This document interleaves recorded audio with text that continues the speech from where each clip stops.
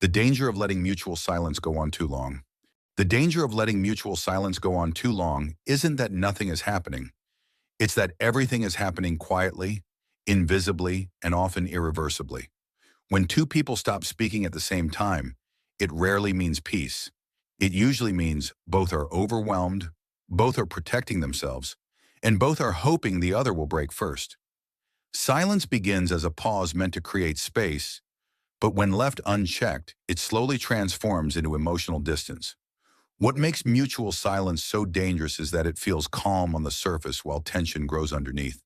There's no fighting, no drama, no harsh words, but there's also no repair, no reassurance, and no shared reality being maintained.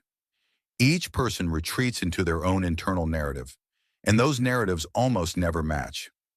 At first, mutual silence feels reasonable. One person thinks, I'll give them space, while the other thinks, I'll wait until it feels safe again. There's often good intention on both sides, but silence doesn't stay neutral for long. The nervous system begins to interpret the absence of communication as rejection, disinterest, or emotional abandonment. Even avoidant individuals who claim to be fine with distance start to feel a subtle unease when silence stretches on too long. Anxious individuals, on the other hand, feel the threat immediately. Their mind fills the quiet with imagined meanings, worst-case scenarios, and self-blame.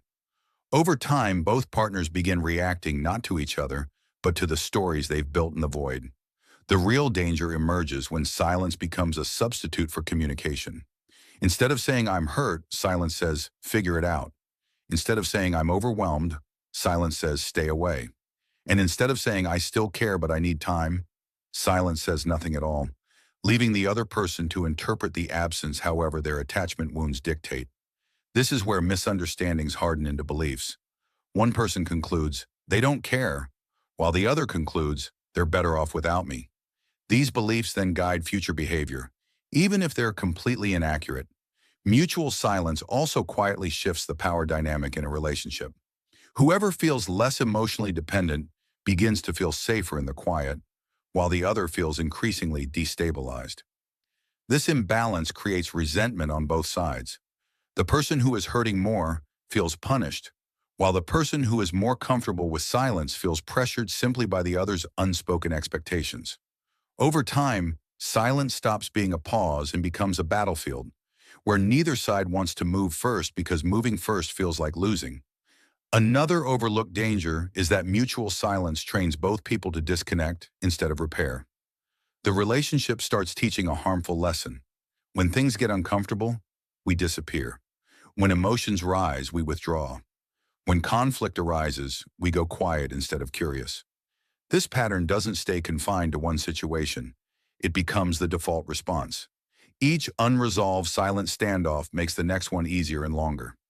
Eventually, silence becomes the relationship's language, replacing vulnerability, accountability, and emotional presence.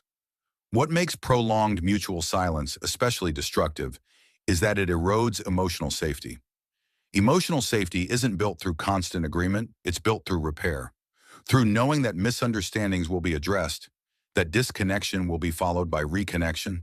When silence drags on with no repair, the nervous system learns that closeness is unstable and unreliable. Even when communication resumes, something has shifted. Words feel guarded. Openness feels risky. Both people speak less honestly, afraid of triggering another long stretch of absence. Silence also freezes emotional development. While both people wait, neither grows together. Lessons that could have been learned through conversation remain unprocessed. Feelings that could have softened through understanding instead harden into emotional scar tissue. Over time, the relationship stops evolving. It becomes stuck in the moment where silence first began, like a paused video that never resumes but continues buffering in the background of both lives. In avoidant anxious dynamics, mutual silence is particularly dangerous because it reinforces each partner's worst fears. The avoidant feels confirmed in their belief that closeness leads to pressure and emotional exhaustion.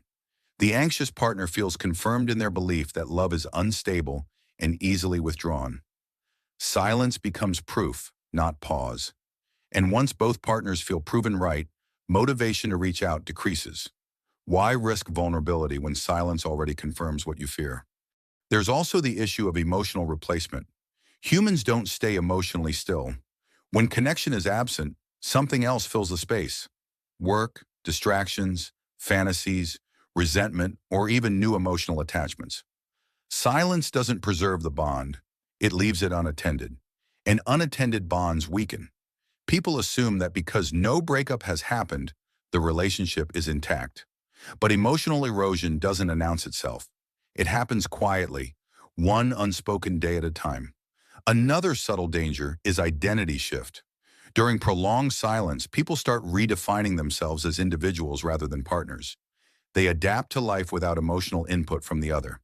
They stop checking in, stop considering the other's perspective, stop sharing inner experiences. Independence grows, not in a healthy, empowered way, but in a detached, self-protective way. By the time communication resumes, both people may feel strangely foreign to each other, unsure how to re-enter intimacy without exposing the distance that formed. Mutual silence also creates a false sense of resolution. Because the conflict isn't active, it feels like it has passed. But unresolved issues don't dissolve. They wait. And when communication eventually resumes, those old issues resurface with more intensity, layered with weeks or months of accumulated hurt. What could have been a difficult but manageable conversation becomes emotionally explosive. Many relationships don't end because of one big argument, but because of many small silences that were never repaired. Perhaps the most dangerous part of prolonged mutual silence is that it teaches both people to suppress their authentic emotional voice. They learn that expressing needs leads to disconnection, so they stop expressing them. Over time, emotional self-betrayal sets in. People become quieter not because they are at peace, but because they've given up on being understood. And once someone gives up internally, the relationship is already in critical condition, even if it still exists on paper. This doesn't mean silence is always wrong. Short intentional pauses can be healthy. Space can regulate emotions. Distance can bring clarity. But silence without intention, without boundaries, without reassurance becomes abandonment in slow motion. The difference lies in whether silence is communicated or imposed, whether it's framed as, "I need time, but I'm still here," or left as an emotional vacuum. Healthy relationships know how to pause without disappearing. They know how to say, "Let's come back to this," instead of vanishing into mutual avoidance. They understand that silence should create safety, not fear, growth, not distance, repair, not replacement. The danger of letting mutual silence go on too long is not that one person might leave, it's that both people slowly do, emotionally, long before anyone says goodbye. And by the time one finally speaks, it's often not to reconnect, but to confirm the distance that silence already created.